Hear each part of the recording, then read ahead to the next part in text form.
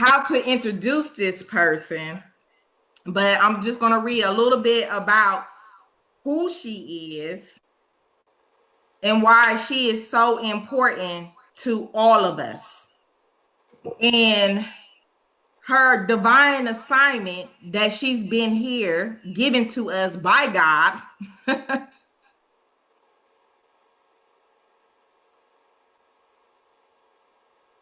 Emma, she's a USL 2025 graduate, now in her first year at Bastyr University as a Naturopathic medical school. She does Reiki Level 3 Master and Certified Intuitive Guide. She is currently completing her quantum healing certification under the mentorship of Erin Lyons. Rooted in transformation, Emma's path has been shaped by profound early losses and intense childhood trauma. She experiences that taught her to shed old skins and embody the cycles of rebirth. She now channels the wisdom into helping birth new programs in higher frequencies into the collective consciousness. Without any further ado, the reason why we are here is we're dismantling systems, old beliefs, and old ideologies. This young lady is colorblind. And we say, no colorblind, right? So Emma, this is my first time meeting her, and how we met was through Melanie.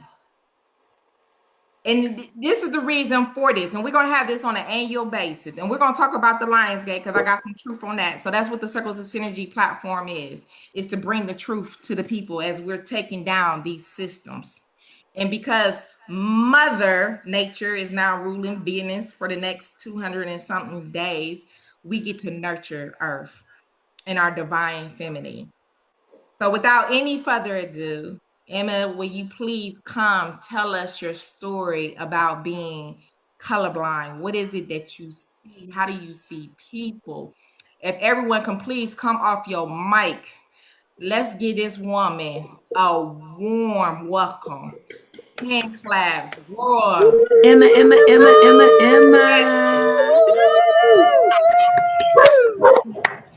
Oh, thank you so much. The dog got in on it.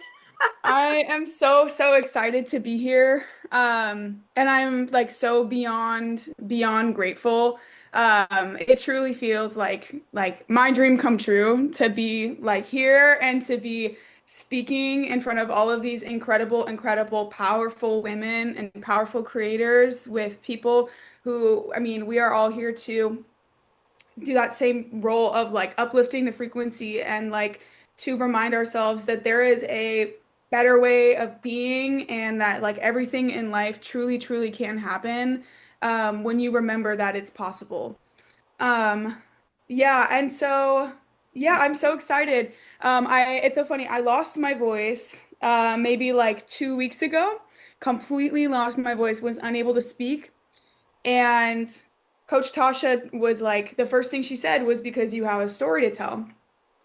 And it's interesting because the minute that she said that, it's like I had a feeling, but she affirmed it. And then all of a sudden, everything in my reality started to shift and I started to tell my story. And all of a sudden I was getting opportunities and I was just suddenly, I gave myself permission to create that as a reality. And so when it comes to being colorblind, that's kind of how I want to go about this story of like me being colorblind, is that it basically taught me a lot about, well, what even is reality and why is my reality the way that it is? And the first thing I want to say is that you can see things differently from other people and still be correct in your perception. So basically, the person that says they can do something and the person that says they can't are both correct. Because your reality is a compilation of beliefs. It is just a response to your energy. It is just a response to your thought, and like whatever it is that you are like selecting to create essentially. And a lot of those things that we select to create, we don't really know why. Like a lot of the times, like we don't know why we have money and we need money to do things, and we don't know why that like we don't know why. We were just given these beliefs. We were just like somebody said that, and so it became true for us, and it became our reality. Like that's truly how it is. Like we don't come into this world necessarily like we come into this world knowing and embodying everything, but a lot of that is beliefs that we are given. Our parents give us our beliefs. And so it's interesting because when I was thinking about this, I was like, when did I found out I was colorblind a lot later in life. And I never knew. I never knew I was colorblind. Colorblind. And I found out my freshman year of college because I've had this blanket, right? That I've slept with my entire life. And it's been my blue blanket that I've had since I was like a kid. It's been on my bed my whole life. And then I was asking my roommate if she could hand me my blue blanket, and she was like, I don't see a blue blanket here. There's no blue blanket.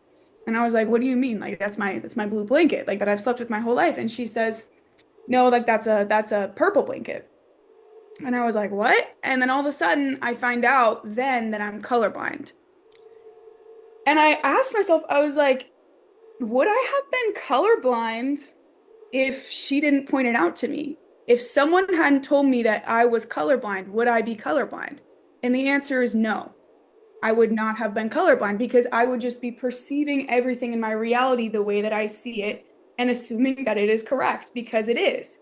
Like that is blue because that's how my brain is receiving it, and that is what I believe it to be. So because what even is color? Color is just a bunch of photons of light, and it is reflected back to you, and that image is projected, and your brain translates that into a meaning that we assign. The red, orange, yellow, green, blue, purple, those are wavelengths. Those are photons of light that emit a certain frequency. And it is a selected frequency. Like that is a selected belief. We collectively agreed, okay, that's going to be blue, that's going to be green, like those types of things. And why is it that when I claim that it's blue, it's wrong, right? But it's not. If I see it as blue, then it is, and if you see it as purple, then it is. So that made me think like for a while I was sort of like timid to sort of like what clothes am I wearing? Like I got to make sure that I'm not wearing the wrong clothes. I got to make sure that I'm not like no, like I would never have known if someone hadn't told me that I was colorblind. And so I think that made me sort of jump outside of what I was told was reality. And so I started to allow myself to create from my perception of reality because I was like, I see things differently, and maybe I'm supposed to, and maybe I'm allowed to. Maybe I'm allowed to see things differently and hold my own perspective, and it is correct. And so I think when I became comfortable living in my reality that I knew was different from other people around me, like I'm in this reality where blue is like purple is blue, whatever, and it's correct. Like it is correct. And they're living in the reality where purple or that's purple to them and it's correct. And I'm living in my own reality and I when I became comfortable with that and when I allowed myself to live in that reality, everything changed because I was like, well, okay, well, if I can allow myself to believe in my own perception, then, and that is birthing my reality, what else can I birth? And I think when it comes to, and I really love that video too, when it comes to, like, I can see it, I can feel it. And I think when it comes to manifestation, for me, a lot of the times, like, it just kind of seems like this, like, concept, like, yeah, sure, like, I believe it's possible. I believe it's possible. Like, I feel like it's like this grand, like, it's like a concept, but what it really comes down to for me I can see it. I can feel it and giving yourself permission to. Because it's like I know you can feel I know you can, but are you going to give yourself permission to? And are you going to allow yourself to step into that reality? Because it takes a lot of courage because it's like I think we all have these dreams and stuff like that, but when it comes to allowing yourself to go outside of what has been taught to us for so long, like that's not an easy thing to do. Like it really is not easy to claim that like you are allowed to create your own life, because it's like, well, if I can create my own life in this one way, what else would that mean that I'm creating? If I have to acknowledge that I am a powerful creator, like that's a lot of pressure, but it's not meant to be pressure. It's meant to be fun, and it's meant to give you, like, we are all born with this power for a reason, because the universe, God, source knows that it is all perfect, and we all have the capability to do things beyond our comprehension, and the universe and source, God, loves helping us with that. Loves to experience ourselves, like itself, through that. And that's the thing too, where it's like, there are these universal laws. God knows that the law of attraction is real, but what would be the point if not to test it? And that's the fun of it. That is the fun of it. That is the beauty of it. It's like in science and, physics and stuff like that. Like, would it be real if you didn't test it? If it wasn't experiencing itself in real life, in real time? Would gravity be, you know what I mean? Like, how do we know that gravity is real? Because we're experiencing it. So that's like giving yourself the permission to test it. And so what I think is beautiful about coming to these spaces, it's like we can create every day. We can have a portal every day, but collectively we are all giving ourselves permission on this 8-8 portal to open a portal. But we can open a portal any day. But this is powerful because it's multiple people affirming it. We are all testing it together. We are all coming together in this experiment, and we are all coming with the same intention to remind ourselves who we are, and to remind ourselves that we can have anything. And not only can we have anything, that we are ready to, and we give ourselves full permission, and that it is I also believe that, like, all of the things that you're feeling that you want, it's not for no reason. It's not for no reason. That creation wants to come through you. It wants to come through you. You are receiving that thought. You are not thinking that thought. You are receiving it. And when you allow yourself to just try it and just write it down, despite all the doubts, despite just like ego, step aside for a second, like, hey, I'm here right now, and I believe in myself, and I'm just gonna write this down because I just, for this moment, I'm giving myself permission to. Like, that's the moment where you get to see why you wanted that belief, because it was meant for you. It is a divine inheritance. And so question everything, question your perception of reality. Ask where and why that came from. There's certain things that came from God's source. That's where it's coming from. And there's certain things that came from a separate expression of source, from someone that was caught in their own distortion. So when we think that something in our, or when we begin to question our reality, it does more for us than we can even comprehend. And yeah, I think that I'm so excited because I know that just by all of us coming here today, and by, like, you know, everything that we wrote down, everything, that it is that we want, like, it's done. It's done because we're grounding it into reality by coming to this space and believing in ourselves enough to just try. And so yeah, I'm colorblind, but am I? I don't know. I see what I see, and it's gotten me this far, and it's my reality. So I think, yeah, give yourself permission to know that whatever it is done in your reality. So yeah, so thank you so much. That was awesome, Emma. Man, oh my goodness. And which I don't know, like I told her, I said, I don't even want to, because typically when I talk to people, I want to see their face. I did this with Kimberly. Where's Kimberly at? Kimberly will tell you, I want to see your face. I want to have that visual connection. And it's very important with the way that technology is evolving with AI. And I tell people that let's embrace AI, because it really forces us now to have that humanistic connection. And so I just appreciate Emma. And then I was just like, well, no, I said it wouldn't be right if I do a flyer for everybody and not for Emma.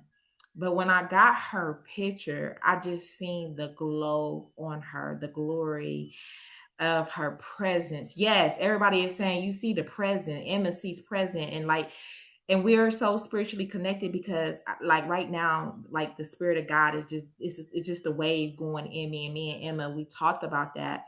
And this is the reason for the manifestation, is to kind of like, let's debunk some of the myths. And I'm gonna tell y'all about the gate of 88, because I had mentioned it to someone, and they just educated me on it. But Emma, you said it.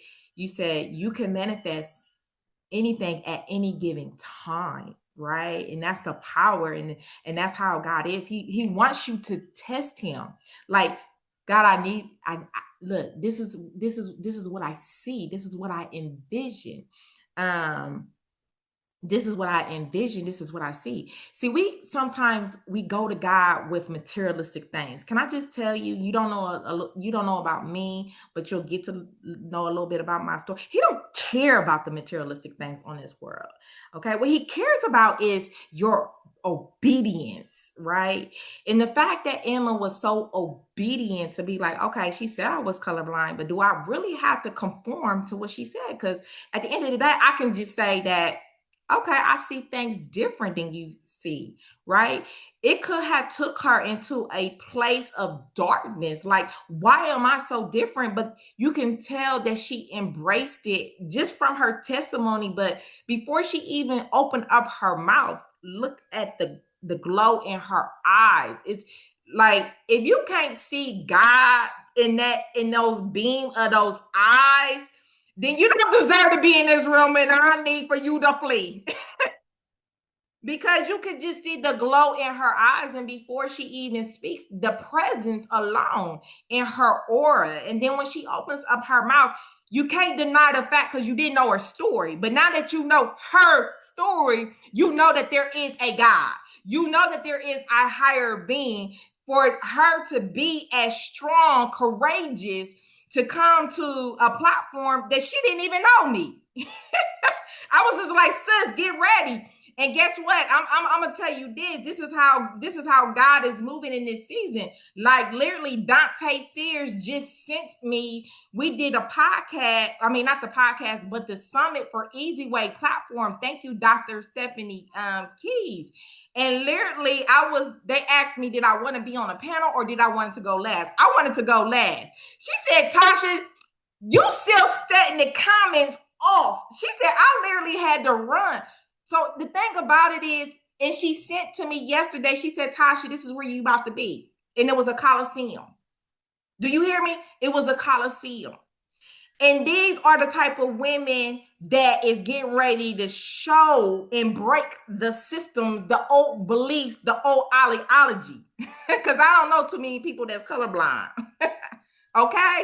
And colorblind for a reason, to tell her story. And it was, yeah, when she told me, she was like, I can't even talk. And I was like, and she don't even know. I had to get it in the spirit. And I said, and I rebuked that negative energy that's trying to hold her voice to be able to come here and teach us something. So Emma, anybody got any questions?